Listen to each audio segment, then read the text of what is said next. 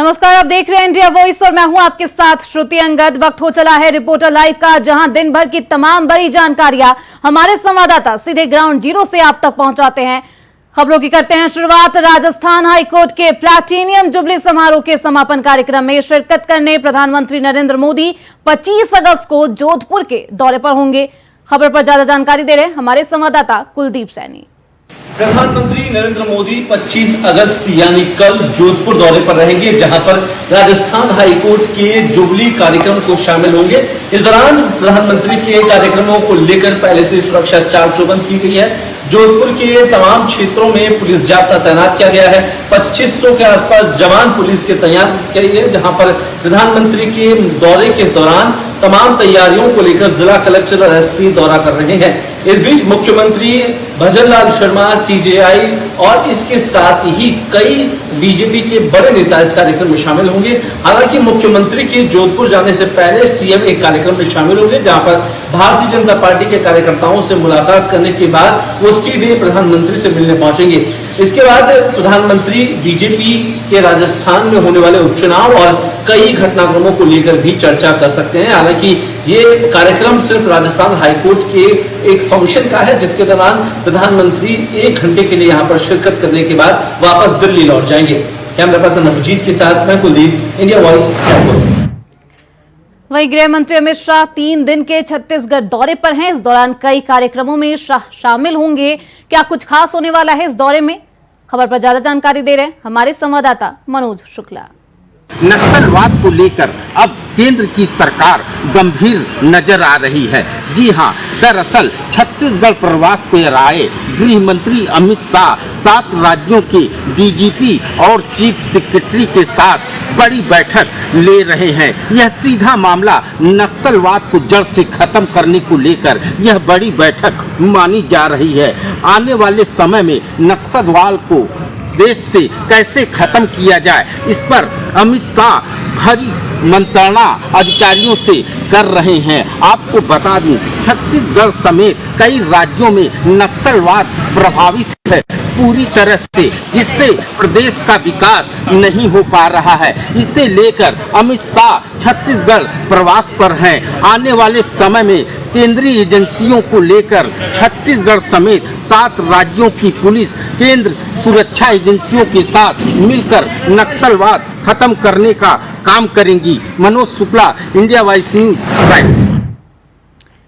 वहीं कर्नाटक से खबर है, एसआईटी ने प्रज्वल रेवन्ना के खिलाफ 2144 पन्नों की चार्जशीट दाखिल की है। पूर्व सांसद प्रज्वल रेवन्ना के खिलाफ दुष्कर्म मामले और विधायक एचडी रेवन्ना के खिलाफ दुष्कर्म के मामले में चार्जशीट दायर की गई है। खबर पर ज्यादा जानकारी दे रहे हैं हमारे सहयोगी शिवम दुबे। कर्नाटक के पूर्व सांसद प्रज्वल रेवन्ना के ऊपर लगे जो उनके ऊपर शोषण करने का आरोप लगा था, उस मामले में पुलिस ने बड़ी कार्रवाई की है। आपको बता दें कि पुलिस ने 2000 पेज की चार्जशीट दायर की है। कुल 4 मामलों में प्रज्वल रेवन्ना के खिलाफ चार्जशीट दायर की गई है। 2000 पेज का ये चार्जशीट है। आपको बता दें कि 376(1), 376 सबसेक्शन 2 में और इसके बाद 354, 354(1), इसमें तमाम धाराओं में प्रज्वल रेवन्ना के इस पूरे मामले को चार्जशीट दायर किया गया है। साथ ही साथ आपको ये भी बता दें कि प्रज्वल रेवन्ना जो कि उनके ऊपर आरोप लगे थे, कई महिलाओं के ऊपर उन्होंने शोषण किया था। साथ ही साथ उनके ऊपर इस पूरे आरोप लगने के बाद सियासत में भारी बवाल भी मचा था और इसके बाद पूरी तरीके से राजनीति भी अस्त व्यस्त हो गई थी। और अब इस मामले में पुलिस ने बड़ी कार्रवाई की है। उनके पूरे मामले में कथित फिलहाल जो शोषण का मामला है उनके ऊपर लगा हुआ है, उस मामले में पुलिस ने बड़ी कार्रवाई करते हुए 2000 पेज की चार्जशीट दायर कर दी है। अब देखना यह है कि इस पूरे मामले में आगे क्या कुछ कार्रवाई होती है। फिलहाल मुझे दीजिए इजाजत। कैमरामैन सौरभ के साथ मैं शिवम दुबे, इंडिया वॉइस। वहीं दिल्ली की 30 हजारी कोर्ट ने आम आदमी पार्टी से राज्यसभा सांसद स्वाति मालीवाल के साथ कथित मारपीट करने के मामले में आरोपी मुख्यमंत्री अरविंद केजरीवाल के पूर्व पीए विभव कुमार की न्यायिक हिरासत 13 सितंबर तक बढ़ा दी गई है। खबर पर ज्यादा जानकारी दे रहे हमारे संवाददाता अजय चौहान।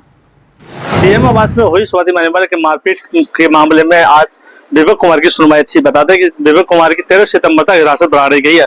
ऐसे में देखना ये होगा आखिरकार जिस तरह स्वाति मलिवाल पर हमला किया गया उसमें जांच भी आगे बढ़ रही है, लेकिन इसको देखते हुए स्वाति मलिवाल ने आरोप लगाया कि जिस तरह मारपीट गई कहीं न कहीं सीएम आवास के अंदर इस तरह घटना की गई, लेकिन सुप्रीम कोर्ट ने भी इससे जंगल लिया। तो उसके बाद तीसरी कोर्ट ने आज सुनवाई की गई, उसको देखते हुए जिस न्याय बढ़ाई गई है वहीं उनके जवाब मांगा कि आखिरकार जो देरी हो रही है, दिल्ली पुलिस से भी जवाब मांगा कि आखिरकार अभी तक इतनी चार्जशीट तैयार क्यों नहीं गई है और जिस तरह सुनवाई जांच का जो विषय है वो भी तो जांच पूरी क्यों नहीं हो गई है। तो उसको देखते हुए लगातार कहीं ना तीसरी कोर्ट ने भी इस आदेश दिया है कि आखिरकार जल्दी से जल्द इस मामले को निपटाया जाए, यानी कहीं ना स्वाति मलिवाल मामले में एक को नया बढ़ा। अब देखना होगा कि विवेक कुमार की क्या 13 सितंबर को जमानत हो पाती है या नहीं हो पाती है, ये सबसे बड़ा सवाल है। आखिरकार जिस तरह से सीएम आवास में इतनी बड़ी घटना हुई उससे पहले भी कोर्ट ने साफ साफ कहा था कि क्या विवेक कुमार को अधिकारी था या क्या था, क्योंकि प्राइवेट एक सुबुत है, लेकिन उसके बावजूद भी इस तरह से अरविंद केजरीवाल के घर के अंदर कोई एक गुंडा एक्ट करता है या गुंडों की फौज है या गुंडों का घर है, ऐसे कई शब्दों का इस्तेमाल किया जाता। लेकिन अब जिस तरह से विवेक कुमार की मुश्किलें बढ़ती जा रही है, ये सबसे बड़ा सवाल है। दिल्ली से अजय चौहान, इंडिया वॉइस। वहीं Kolkata doctor rape murder case में आरोपी संजय रॉय, पूर्व प्रिंसिपल संदीप घोष समेत 7 लोगों का पॉलीग्राफ टेस्ट हुआ है। पॉलीग्राफ टेस्ट में क्या कुछ खुलासे आए हैं सामने, खबर पर ज्यादा जानकारी दे रहे हमारे सहयोगी शिवम दुबे। कोलकाता के आरजीकर मेडिकल कॉलेज में ट्रेनी महिला डॉक्टर के साथ हुई शर्मनाक घटना में लगातार एक के बाद एक खुलासे हो रहे हैं। आपको बता दें कि सीबीआई लगातार इस मामले की तह तक पहुंचने के लिए लगातार पूछताछ कर रही है और इस मामले से जुड़े हर उस शख्स से सीबीआई पूछताछ कर रही है जो इस मामले में अहम सुराग और अहम सबूत सीबीआई को दे सकता है। आपको बता दें कि नए अपडेट में कुछ सीबीआई ने आपको बता दें कि सीबीआई ने इस पूरे मामले में आरोपी और जो प्रिंसिपल हैं आरजीकर मेडिकल कॉलेज से उनसे तो पूछताछ कर ही रही है, साथ ही साथ आरजीकर मेडिकल कॉलेज के पूर्व प्रिंसिपल उनसे भी सीबीआई पूछताछ कर रही है और पॉलीग्राफ टेस्ट को लेकर लगातार सीबीआई मांग कर रही थी। अब इन सभी का जो है पॉलीग्राफ टेस्ट भी हो गया है। तो साथ ही साथ आपको और बता दें कि 4 और ऐसे डॉक्टर हैं आरजीकर मेडिकल कॉलेज के जो इस पूछताछ के दायरे में आए हैं। तो कुल मिलाकर 7 लोगों के पॉलीग्राफ टेस्ट होने हैं और 7 का पॉलीग्राफ टेस्ट भी हो चुका है। आपको बता दें कि आरोपी का जो पॉलीग्राफ टेस्ट हुआ है वो जेल में हुआ है, बाकी जो हैं वो उनको सीबीआई दफ्तर लाया गया है और उनका पॉलीग्राफ टेस्ट किया जा रहा है। यानी कि सीबीआई हर उस पहलू को छूने की कोशिश कर रही है जहां से किसी बड़े खुलासे या मामले के अंत तक पहुंचने की आशंका है। तो लगातार सीबीआई इस मामले में पॉलीग्राफ टेस्ट से लेकर पूछताछ और हर पहलू को छूने की कोशिश कर रही है। तो अब देखना है कि सीबीआई आगे क्या कुछ नए खुलासे करती है। फिलहाल हमारी पूरी नजर इस पूरी घटना पर बनी हुई है। कैमरामैन सौरभ के साथ मैं शिवम दुबे, इंडिया वॉइस। वहीं जम्मू कश्मीर के बारामूला में आतंकियों ने एक बार फिर से अपनी नापाक हरकत की है। इस बीच मौके पर तैनात जवानों ने एक आतंकी को मौत के घाट भी उतार दिया। खबर पर ज्यादा जानकारी दे रहे हमारे संवाददाता शुभम वोगल। बड़ी खबर आ रही है कि जम्मू कश्मीर के बारामूला इलाके में पाकिस्तानी आतंकवादियों ने एक बार फिर से अपनी नापाक हरकत की है और बारामूला में एक पुलिस चौकी के ऊपर जो है वो आतंकियों ने हमला किया है। और जिस भी जो खबर आ रही है कि हमारे मौके पर तैनात जवानों ने पाकिस्तानी एक आतंकवादी को मौत के घाट उतार दिया गया है। ये खबर जो है बारामूला से जो हमारे सोर्सेज हैं वो खबर हमारे तक पहुंचा रहे हैं कि एक तरफ आप सब जानते हैं कि जम्मू कश्मीर में विधानसभा के चुनावों का आगमन हो चुका है और 18 सितंबर को पहला मतदान होगा, 25 सितंबर को दूसरा मतदान होगा और 1 अक्टूबर को तीसरा मतदान होगा। वही उसी बीच जो है जो सोर्सेज खबर दे रहे हैं कि जम्मू कश्मीर के बारामूला इलाके में पुलिस की एक चौकी पर आतंकियों ने हमला किया है और जिस हमले के बीच जो है एक आतंकवादी को मौत के घाट उतार दिया गया है। बड़ी खबर जो है वो सोर्सेज वक्त पहुंचा रहे हैं। लगातार हमारे जवान तैनात हैं और इन चुनावों को बड़े अच्छे तरीके से होने की पूरी शंका जो है वो सोर्सेज के हवाले से है कि इस बार जवान जो है वो पूरे तरीके से तैनाती पर हैं और इन चुनावों में कोई भी तरीके की किसी भी प्रकार की परेशानी आने वाली नहीं है। तो फिलहाल जो खबर आ रही है कि बारामूला में एक आतंकी को मार गिरा है। वीडियो जर्नलिस्ट राहुल के साथ शुभम भोगल, इंडिया वॉइस, जम्मू कश्मीर। वहीं आम आदमी पार्टी के वरिष्ठ नेता मनीष सिसोदिया ने एक्स पर पोस्ट कर बीजेपी पर निशाना साधा है और कई आरोप लगाए हैं। खबर पर ज्यादा जानकारी दे रहे हमारे संवाददाता अजय चौहान।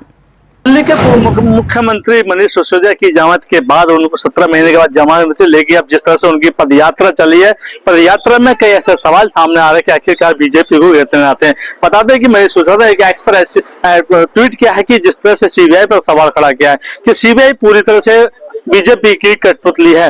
जिस तरह से बीजेपी कहती है वैसे सीबीआई करते हैं, यानी कि अरविंद केजरीवाल की जमानत हो रही, क्योंकि 23 तारीख को उनकी सुनवाई थी। 23 तारीख को सुनवाई के बाद जिस तरह से मनीष सिसोदिया ने एक्स पर लिखा कि बीजेपी नहीं चाहती कि अरविंद केजरीवाल को जमानत मिले, क्योंकि उन्होंने साफ साफ कहा कि सीधा आरोप लगाया सीबीआई जो है बीजेपी की एक कठपुतली है, कठपुतली की तरह काम करती है। क्यों? इसलिए वो 14 दिन, 15 दिन, 8 दिन बीजेपी के कहने पर ही आगे बढ़ाए जाते हैं। कोर्ट पे भी सवाल खड़ा होता है इसके अंदर, क्योंकि सीबीआई ने पहले ही हलफनामा दे चुकी थी, इसलिए अरविंद केजरीवाल की जो सुनवाई थी वो टाल दी गई थी। वो अगले महीने 6 सितंबर को होनी थी, लेकिन सवाल है कि आखिरकार आम आदमी पार्टी की जो नेता के जो बोल है वो आखिरकार कब तक बिगड़ते नजर आएंगे, क्योंकि लगातार वो कहीं ना कहीं सवाल जरूर खड़ा करते हैं कि बीजेपी और सीबीआई और ईडी दोनों एक हैं, यानी कि ईडी और सीबीआई बीजेपी के कहने पर चलती है। आखिरकार क्या वो जो विभाग है तो क्या वो राजनीति के नीचे कहीं दबकर काम करता है या राजनीति से हटकर काम करता है? लेकिन ऐसे में आम आदमी पार्टी के पूर्व मुख्यमंत्री मनीष सिसोदिया को जब जमानत मिली उसके बाद उनके बाहर आने के बाद लगातार कहने के वो बीजेपी पर तंज कसते जा रहे हैं। दिल्ली से अजय चौहान, इंडिया वाइज। वहीं 69,000 शिक्षक भर्ती के अभ्यर्थियों का आंदोलन लगातार 5वें दिन भी जारी रहा। अभ्यर्थियों ने बताया है कि हाईकोर्ट का आदेश आए हुए 10 दिन हो गए हैं, लेकिन विभाग के अधिकारी जानबूझकर इस मामले को टाल रहे हैं। खबर पर ज्यादा जानकारी दे रहे हैं हमारे संवाददाता मोहम्मद अमान। शिक्षक भर्ती मामले में हाई कोर्ट का फैसला आने के बाद शिक्षक लगातार धरने प्रदर्शन पर शिक्षा निदेशालय में बैठे हैं। आपको बता दें, पुलिस भर्ती मामले को लेकर जहां कमिश्नरेट पुलिस ने शिक्षकों को इको गार्डन भेज दिया था, तो वहीं पिछले 2 दिनों से इको गार्डन में शिक्षक लगातार प्रदर्शन विरोध प्रदर्शन कर रहे हैं। उनकी साफ तौर से मांग है, जब तक ये लिस्ट जारी नहीं होती है हम लोग इस धरने को खत्म नहीं करेंगे।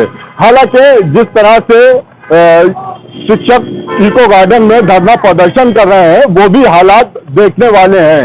जिस तरह से खुले में वो बैठे हैं, ना वहां पे लेटने की कोई सुविधा है, ना कोई बैठने की सुविधा है, ना फ्रेश होने की कोई सुविधा है, लेकिन शिक्षक लगातार अपनी मांगों को लेके इको गार्डन में डटे हुए हैं। अब देखने वाली बात है कि सरकार इनके प्रदर्शन को कितने गंभीरता से लेती है और कब तक वो लिस्ट जारी करती है। लखनऊ से मोहम्मद अमान, इंडिया वाइज। वहीं बसपा अध्यक्ष मायावती ने एक्स पर पोस्ट कर सपा कांग्रेस पर मायावती ने जमकर हमला बोला है और कई आरोप भी लगाए। क्या कुछ आरोप लगाया गया है मायावती के द्वारा, खबर पर ज्यादा जानकारी दे रहे हैं हमारे संवाददाता मोहम्मद आसिफ। यूपी में 10 सीटों पर होने वाले चुनाव के पहले सियासी तल्खी बढ़ती देखी जा रही है। सियासी नेता एक दूसरे पर वार पलटवार करने से भी नहीं चूक रहे हैं। आज ही बसपा प्रमुख मायावती ने सपा और कांग्रेस पर जमकर निशाना साधा। कहा कि आरक्षण के मुद्दे पर सिर्फ यह पार्टियां स्वार्थ के लिए ही बोलते हैं और इनका स्वार्थ सिद्ध हो जाता है तो यह सभी दल चुप्पी साध लेते हैं। बता दें कि बसपा प्रमुख मायावती क्रीमी लेयर आरक्षण को लेकर लगातार निशाना साधती चली आ रही है। बीजेपी पर भी बसपा प्रमुख मायावती हमला बोल चुके हैं। आज बसपा प्रमुख मायावती ने सोशल मीडिया के एक्स प्लेटफार्म पर समाजवादी पार्टी और कांग्रेस पर जमकर हमला बोला। सोशल मीडिया पर बसपा प्रमुख मायावती ने पोस्ट कर कहा कि समाजवादी पार्टी और कांग्रेस सिर्फ स्वार्थ के लिए आरक्षण पर बोलते हैं, जबकि इनकी तरफ से क्रीमी लेयर आरक्षण खत्म करने के लिए कोई पहल नहीं की गई। वहीं बसपा प्रमुख मायावती ने कहा कि जिस तरह से आरक्षण को खत्म करने की साजिश रची गई है, इसमें कहीं न कहीं कांग्रेस का भी हाथ हो सकता है। सहयोगी सरार के साथ आसिफ बेग। वहीं उत्तराखंड के सीएम पुष्कर सिंह धामी ने प्रेस कॉन्फ्रेंस कर कांग्रेस पर निशाना साधा और कहा कि कांग्रेस ने सत्ता की लालच में जम्मू कश्मीर चुनाव में गठबंधन कर लिया है। क्या कुछ कहा है सीएम धामी ने, खबर पर ज्यादा जानकारी दे रहे हमारे संवाददाता धनराज गर्ग। जम्मू के अंदर गठबंधन को लेकर मुख्यमंत्री पुष्कर सिंह धामी ने आज बड़ा निशाना साधा है और साफ तौर पर मुख्यमंत्री पुष्कर सिंह धामी ने कहा है कि जम्मू के अंदर कांग्रेस और इंडियन कॉन्फ्रेंस का जो गठबंधन हुआ है वो कहीं ना कहीं कश्मीर के लोगों के साथ धोखा है। और उन्होंने इसके साथ ही राहुल गांधी और कांग्रेस से 10 सवालों के जवाब मांगे हैं और उन्होंने साफ तौर पर यह कहा है कि कहीं ना कहीं कांग्रेस ऐसे गठबंधन करने के बाद कहीं ना कहीं कश्मीर के लोगों के साथ धोखा कर रही है और कांग्रेस ये बताए कि क्या जो धारा 370 हटाई गई थी क्या उसको दोबारा कश्मीर में लाना चाहती है या फिर कांग्रेस और राहुल गांधी क्या उस झंडे के साथ है जो अन्य देश का झंडा है, क्या उसके साथ है कि इस तरीके से जो पत्थरबाजी वहां पर होती थी उसको रोकने का काम कहीं ना कहीं प्रधानमंत्री नरेंद्र मोदी ने किया था। लेकिन अब जिस तरीके से गठबंधन किया गया है इससे साफ जाहिर होता है कि कहीं ना कहीं कांग्रेस उन आतंकवादी जो संगठन है उनको समर्थन करती है और इसको लेकर मुख्यमंत्री पुष्कर सिंह धामी ने साफ तौर पर 10 सवाल राहुल गांधी से मांगे हैं। अब देखने वाली बात होगी क्या राहुल गांधी या फिर कहे जाए कि कांग्रेस संगठन क्या इसका पूरा जवाब मुख्यमंत्री पुष्कर सिंह धामी को देते हैं या नहीं देते हैं। लेकिन ये देखा जाए कि हाल ही में जो है अब जल्द ही जम्मू कश्मीर के अंदर चुनाव होने हैं। चुनाव को देखते हुए कहीं ना कहीं एक राजनीतिक मोड़ आ चुका है और उसको देखते हुए जो राजनीतिक गलियारे हैं वो कहीं ना कहीं गर्म होते हुए नजर आ रहे हैं। India voice Dhanraj. वहीं विधायक देवेंद्र यादव की गिरफ्तारी के खिलाफ पूरे प्रदेश में प्रदर्शन हो रहे। दुर्ग में प्रदर्शनकारियों ने बैरिकेड भी तोड़ दिया है। खबर पर ज्यादा जानकारी दे रहे हमारे संवाददाता श्रीकांत दास। विगत दिनों सतनामी समाज के द्वारा जय स्तंभ के काटे जाने के विरोध में बलौदा बाजार में धरना प्रदर्शन के दौरान हुए आगजनी की घटना को लेकर छत्तीसगढ़ पुलिस विगत दिनों गृह विधायक देवेंद्र यादव की गिरफ्तारी हो चुकी थी, जिसके विरोध में आज पूरे छत्तीसगढ़ में धरना प्रदर्शन कांग्रेस के द्वारा किया गया, जहां दुर्ग में पूर्व मुख्यमंत्री भूपेश बघेल के द्वारा धरना प्रदर्शन करते हुए कहा गया, संबोधित किया गया कि जो छत्तीसगढ़ की पुलिस है वो एक एजेंट के रूप में काम कर रही है, पूछताछ के बहाने आती है और विधायक देवेंद्र यादव जो लोकप्रिय है उन्हें गिरफ्तार कर ले जाती है। कल की घटना को जिक्र करते हुए उन्होंने कहा कि कल रात में पुलिस आती है और सतनामी समाज के निर्दोष 5 युवकों को रातों रात गिरफ्तार कर बलौदा बाजार ले जाती है। कहीं न कहीं पूरी तरीके से जो शायद सरकार है वो पूरा कांग्रेस को दबाने की कोशिश कर रही है और जो लोकप्रिय नेता है उन्हें जेल के पीछे बंद करने की साजिश रच रहे हैं। यहीं पे 100 मीटर की दूरी पर गोली चल जाती है और जिसकी गिरफ्तारी नहीं होती है थाने से और एक लोकप्रिय नेता देवेंद्र यादव को गिरफ्तार कर उन्हें जेल में बंद किया जाता है। इसको लेकर आज पूरे छत्तीसगढ़ में धरना प्रदर्शन किया गया। दुर्ग में लगभग सभी जो चर्चित चेहरे थे कांग्रेस के बड़े चेहरे भूपेश बघेल, तीनों महापौर समेत यहाँ के पूर्व विधायक अरुण बोरान भी धरना प्रदर्शन में शामिल हुए। मैं श्रीकांत दास दुर्ग से, इंडिया वॉइस। वहीं अलीगढ़ नगर निगम में कार्यकारिणी के चुनाव को स्थगित करने पर भड़के सपा काउंसलर्स ने सदन में जमकर हंगामा किया और तोड़फोड़ भी की है। इस दौरान महापौर भाजपा के काउंसलर सदन छोड़ बाहर चले गए। खबर पर ज्यादा जानकारी दे रहे हमारे संवाददाता मोहम्मद शहनवाज। अलीगढ़ नगर निगम में कार्यकारिणी चुनाव स्थगित होने के बाद आक्रोशित समाजवादी पार्टी के सभासदों के द्वारा जमकर हंगामा काटा, यहाँ तक कि उनके द्वारा सदन में कुर्सियां भी तोड़ी गई। तो वही पूरे मामले को लेकर जानकारी देती है समाजवादी पार्टी के पार्षदों के द्वारा बताया गया कि जिस तरीके से आज भाजपा के पार्षदों के द्वारा नगर निगम में कार्यकारिणी चुनाव को स्थगित किया गया, उसको लेकर कहीं ना कहीं उनमें भारी आक्रोश है, जिसके चलते उनके द्वारा नगर निगम के महापौर और पार्षदों पर आरोप लगाया गया है। क्योंकि समाजवादी पार्टी के पार्षदों का कहना है कि आज नगर निगम के भाजपा के 5 पार्षदों को बाहर का रास्ता दिखाना था और उनका कहीं ना कहीं एक पार्षद रहा था, जिसके चलते वे चुनाव हार सकते थे और उसी के चलते आज उनके द्वारा चुनाव को स्थगित कर दिया गया। इधर पूरी मामले में जानकारी देते हुए भाजपा के पार्षद के द्वारा बताया गया कि कहीं ना कहीं चुनाव को लेकर तैयारियां पूर्ण नहीं थी। जहां 90 बैलेट पेपर तैयार थे तो उसमें भी कुछ न कुछ कमियां थी, जिसके चलते चुनाव को स्थगित किया गया था। लेकिन पार्षद समाजवादी के साफ तौर पर कहना है कि जिस तरीके से भाजपा के द्वारा सदन को खाली कर दिया गया और उनके द्वारा चुनाव को स्थगित कर दिया गया, उनमें कहीं ना कहीं भारी आक्रोश है, जिसके चलते सदन में भारी हंगामा हुआ और इस हंगामे के बीच कुर्सियों में भी तोड़फोड़ हुई। हालांकि जानकारी के अनुसार ये भी बात सामने आई है कि भाजपा से महिला पार्षदों के द्वारा महापौर को चूड़ी भेंट करने की भी बात सामने आई है, जिसके उपरांत महापौर प्रशांत सिंघल और भाजपा के 5 सदस्य छोड़कर बाहर चले गए, जिसके उपरांत समाजवादी पार्टी के दर्जनों पार्षदों के द्वारा इस पर हंगामा काटा गया। पार्षदों को साफ तौर पर कह रहा है कि पार्षद भाजपा के 5 पार्षद बाहर का रास्ता होने तो, और इस बार कहीं न कहीं उप नेता समाजवादी पार्टी का बनना था, जिसके चलते भाजपा ही कभी भी ये नहीं चाहते कि उप नेता समाजवादी पार्टी का बने, और इसी दौरान उनके द्वारा इस चुनाव को स्थगित कर दिया गया है। उनकी मांग है कि वह संविधान को मानने वाले हैं और संविधान को लेकर वह आगे की बात करेंगे। अलीगढ़ से Mohammad Shahnawaz, India Voice. PM Modi का यूक्रेन दौरा बेहद खास रहा। यूएन ने पीएम मोदी के यूक्रेन दौरे पर क्या कुछ कहा है, इसकी ज्यादा जानकारी दे रहे हैं हमारे संवाददाता कमल किशोर। भारत के प्रधानमंत्री का यूक्रेन दौरा बेहद ही खास रहा। इस दौरे से भारत ने कई स्पष्ट संदेश दिया है। इस बार सबसे बढ़कर अंतर्राष्ट्रीय स्तर पर भारत ने अपनी साख को और ज्यादा मजबूत किया है।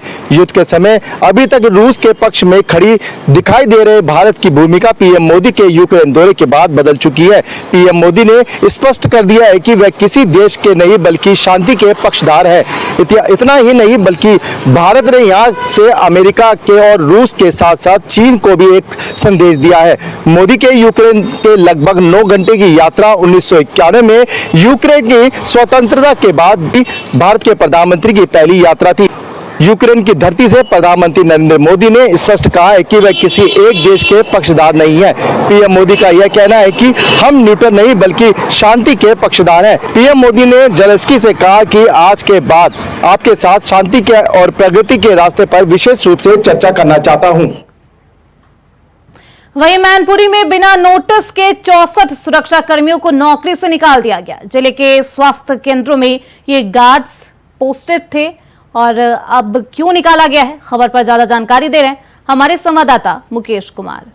मैनपुरी में एक साथ 64 सुरक्षा कर्मियों को नौकरी से बाहर कर दिया गया है। आउटसोर्सिंग के जरिए 1 साल पहले उन सभी की तैनाती की गई थी। यह सभी सीएससी, पीएससी और जिला चिकित्सालय और महिला चिकित्सालय में इनकी ड्यूटी तैनात की गई थी। पूरे प्रदेश, पूरे जनपद के अंदर 64 महिला सहित पुरुष सहित सभी जो कर्मी हैं उनकी तैनाती की गई थी। लगभग उनसे नौकरी के नाम पर 1 लाख प्रति व्यक्ति से 1,70,000 रुपए की वसूली भी की गई है। फिलहाल पैसे जाने का तो गम नहीं है, मगर अचानक कल उनको नोटिस मिला, आज नौकरी से बाहर कर दिया गया। फिलहाल 64 जो जो उनके सुरक्षा कर्मी हैं, स्वास्थ्य विभाग उन्होंने जिलाधिकारी कार्यालय पहुंचकर आज विरोध प्रदर्शन किया और नौकरी पर रखे जाने की गुहार लगाई है। अब देखना यह है।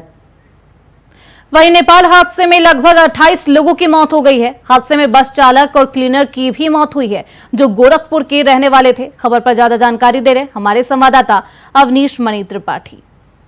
नेपाली हादसे में लगभग 27 से 28 लोगों की मौत हुई। हम आपको बता दें कि लगभग 10 लोग गंभीर रूप से घायल। गोरखपुर से 3 बस जो है 20 अगस्त को बुक हुई थी, जिसमें महाराष्ट्र के लोग जो है नेपाल घूमने गए। हम आपको बता दें कि 2 बस के लोग जो है वो सुरक्षित हैं, वो आज गोरखपुर आ जाए। वहीं जिस बस में ये घटना हुई है वो केसरवानी ट्रेवल्स की है। ड्राइवर और क्लीनर की मौत हो गई है। ड्राइवर और क्लीनर के जो 100 को भी है उनको गोरखपुर लाया जा रहा है। वहीं गोरखपुर एडीएम ने बताया कि हमारी टीम, पुलिस बल, सेना बल, सभी लोग जो है बॉर्डर पे तैनात हैं उनके 100 को लाने की। वहीं जो 2 बस के यात्री सुरक्षित हैं उनको आज गोरखपुर भी लाया जाएगा। वहीं घटना से पूरे देश और प्रदेश में जो है शोक की लहर देखने को मिली। उत्तर प्रदेश के मुखिया सीएम योगी आदित्यनाथ महाराज ने जो है मृतकों के परिजनों की शोक संवेदना व्यक्त की है और मुख्यमंत्री योगी आदित्यनाथ ने जो है मृतक परिजनों के परिवार के लोगों की आर्थिक। वहीं 9वीं की छात्रा ने पेस्टिसाइड खा ली है, जिसके बाद से उसकी हालत गंभीर बताई जा रही है। आखिर 9वीं की छात्रा ने यह कदम क्यों उठाया है, खबर पर ज्यादा जानकारी दे रहे हैं हमारे संवाददाता सतीश सिंह। आज कक्षा 9 की छात्र 15 साल की उम्र की छात्रा ने मां की डांट से एक कीटनाशक दवा खा ली गई है। हम आपको बताते चलें कि पूरा मामला जनपद संभल के चंदोसी कोतवाली क्षेत्र का है, जहां पर एक छात्र ने अपनी मां से खाना मांगा, मां ने डांट दिया। इसी को लेकर के छात्रा ने कीटनाशक दवा खा ली गई है। इसी को लेकर के यहाँ उसकी हालत गंभीर बनी हुई है। उसे आनंद फाने में सरकारी अस्पताल ले गए, जहाँ डॉक्टरों ने उसे संभल अस्पताल भेजा गया है, जहाँ डॉक्टरों का कहना है कि बच्चों के माता पिता से पूछा गया था कि इस बच्चे ने क्या खाया है, लेकिन वो कोई भी तो कुछ कीटनाशक दवाई खाई है वो नहीं बता पाए हैं। 2-3 घंटे हो गए हैं, लेकिन जहाँ हालत बिगड़ गई थी बच्चे की तो उसे हायर सेंटर रेफर कर दिया गया है। सबसे बड़ा सवाल उठता है कि जिस तरीके से बच्चे की हालत बिगड़ती जा रही थी, इसलिए हायर सेंटर रेफर कर दिया गया है। वहीं संभल जिले के चंदौसी रेलवे स्टेशन पर कर्मचारियों का गुस्सा फूटा। रेल कर्मचारियों ने स्टेशन अधीक्षक के खिलाफ धरना देकर जमकर नारेबाजी भी की है। खबर पर ज्यादा जानकारी दे रहे हैं हमारे संवाददाता सतीश सिंह। जनपद संभल के चंदौसी रेलवे स्टेशन पर आज कर्मचारियों का धरना प्रदर्शन लगातार रहा। उनका कहना है कि जो स्टेशन मास्टर हैं अधीक्षक, उनके खिलाफ धरना प्रदर्शन किया जा रहा है। उनकी मांगे हैं कि अगर उन्हें कुछ काम कार्य करने के लिए जाते हैं, काम के लिए बात करते हैं तो बहुत तूतवार से बात करते हैं और बहुत अपशब्द बोलते हैं। इसी को लेकर के बाकी कर्मचारी बहुत ज्यादा नाराज है। रोष में आते हुए उनका कहना है कि स्टेशन के खिलाफ अगर कार्रवाई नहीं की गई तो हम कार्य नहीं करेंगे, रेल के स्टेशन पर ही धरना देते रहेंगे। उनका ये भी कहना है कि अगर किसी कार्य के लिए जाते हैं तो बहुत अपशब्द बोलते हैं और अब जो उनके चाहते होते हैं उन्हें बड़ा प्यार से काम कराते हैं, लेकिन हम जब भी उनके पास गए तो और उल्टा सीधा बोलने के बाद में अपशब्द बोले और ये धमकी देते हैं कि अगर तुम काम करना है करो, नहीं करना है तो मैं लिखित रूप करके आपकी कार्रवाई कर दूंगा और आपको ऐसे मुकदमे में फंसाऊंगा कि आप कभी सोच नहीं सकते, आपकी नौकरी खा। रिपोर्टर लाइव में अभी के लिए बस इतना ही। देखते रहिए इंडिया वॉइस।